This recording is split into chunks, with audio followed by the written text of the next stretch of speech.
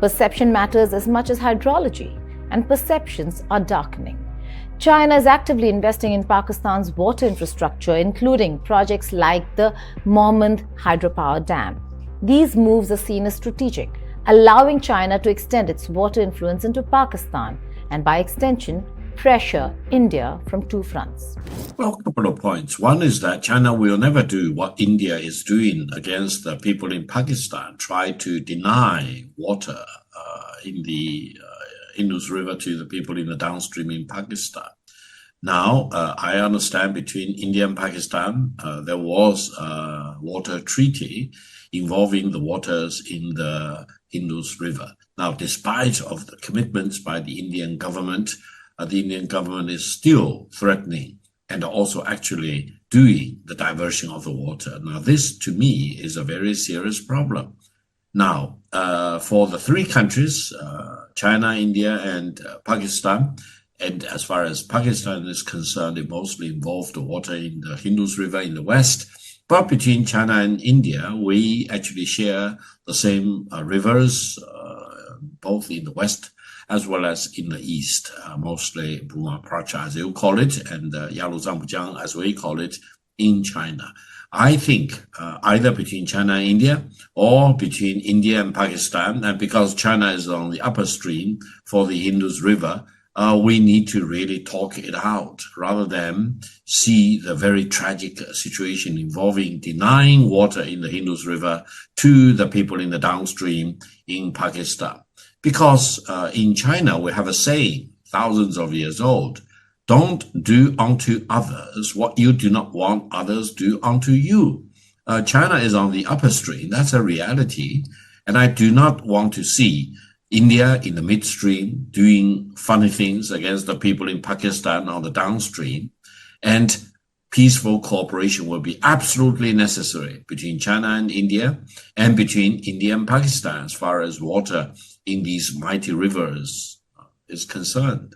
You are raising a hypothetical question. I think China-Pakistani friendship is ironclad, and China will not allow any violation of Pakistan's legitimate interest in defending its sovereignty and territorial integrity, including peaceful use of the water in the Indus River, especially because of the treaty between India and Pakistan about the allocation of the water in the Indus River. That's number one. Number two is that between China and India, we share the same river, and China is on the upper stream, India is on the downstream, both in the western part as well as in the eastern part. I hope we will figure out a way to peacefully allocate water in these mighty rivers rather than being subjected to the specter of having water being diverted or being denied to the people in the midstream or in the downstream. It is sufficient for me to emphasize one again. Don't do unto others what you do not want others do unto you. That's very important, especially because India is not really in the upper stream. India is, generally speaking, in the midstream of these mighty rivers. So don't try to do things to the people in the downstream because you never know what will be done to you. Chinese media portray these actions as stabilizing efforts. Indian analysts view them as tightening encirclement.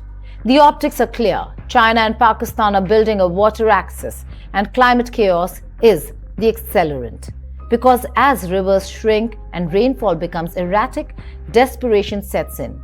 South Asia's water cycle is unraveling. Glacial melt now floods rivers during the wrong seasons. Monsoons no longer arrive on time.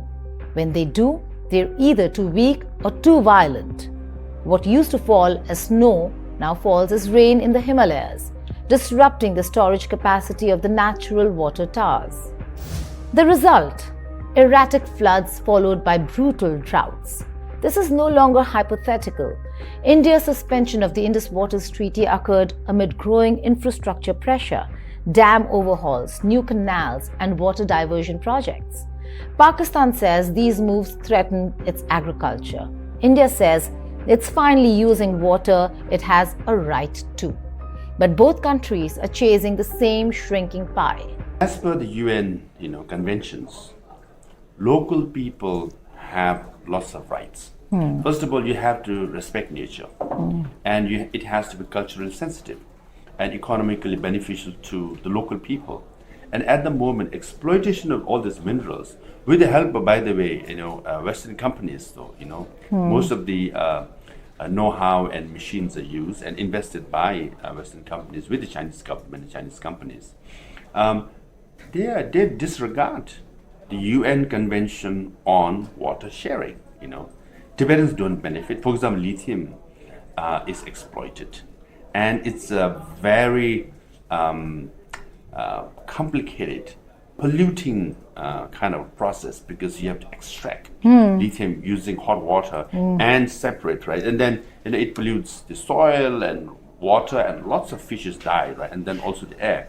The Chinese government is exploiting lithium. 75% of lithium reserve of China is in Tibet.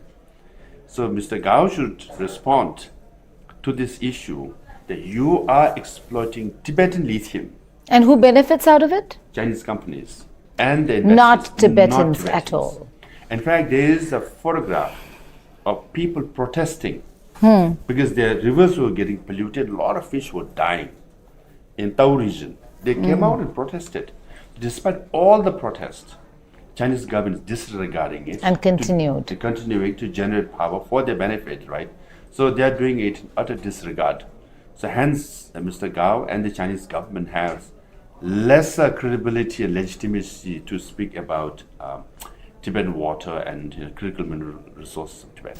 Climate change has fundamentally altered the equation the treaty was based on.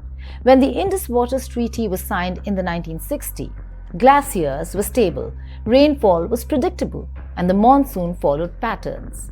Today, none of that holds true.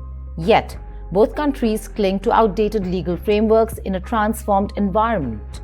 And there is India that has been seeking a revision of that legal framework. And then there's China, the wild card. Beijing has not signed any binding water-sharing treaty with India or downstream nations. It does not have to share hydrological data unless there is a bilateral agreement between two countries. Its dam building spree on the upper reaches of the Brahmaputra has caused anxiety across the region. Downstream communities in India and Bangladesh fear that sudden releases or diversions could flood their fields or dry their rivers at China's discretion. In Bangladesh, the effects are already visible. Monsoon floods of the Brahmaputra, exacerbated by upstream releases, displace thousands. In the dry season, the river shrinks, causing water stress in agriculture and sanitation. Bangladesh is the silent victim in this trilateral drama, but no one is immune. Globally, climate change is driving water into the center of conflict. From Burkina Faso to Syria, water infrastructure has become a target. In South Africa, Day Zero scenarios led to riots and social unrest. But South Asia's vulnerability is amplified by its population density, dependency on agriculture, and nuclear backdrop. In a worst-case scenario, a minor disruption in river flow, whether accidental or intentional, could ignite a regional conflict. A failed crop season in Pakistan, a flood in Assam, a dam breach in Tibet. Each could serve as a spark. That's what makes climate change such a dangerous force multiplier. It destabilizes the very foundation of cooperation. Treaties become outdated, hydrology becomes unpredictable, and in the absence of mutual trust, every flood looks like sabotage, and every drought feels like an attack. The numbers are terrifying. Today, 4 billion people face water stress. Climate models project that number could nearly double by century's end under high warming scenarios. Rivers will dry, aquifers will sink, and conflicts will rise, especially in regions already haunted by history. But this doesn't have to be inevitable. India, Pakistan, and China need a new era of water diplomacy, one that isn't rooted in mid-20th century politics, but in 21st century climate realities.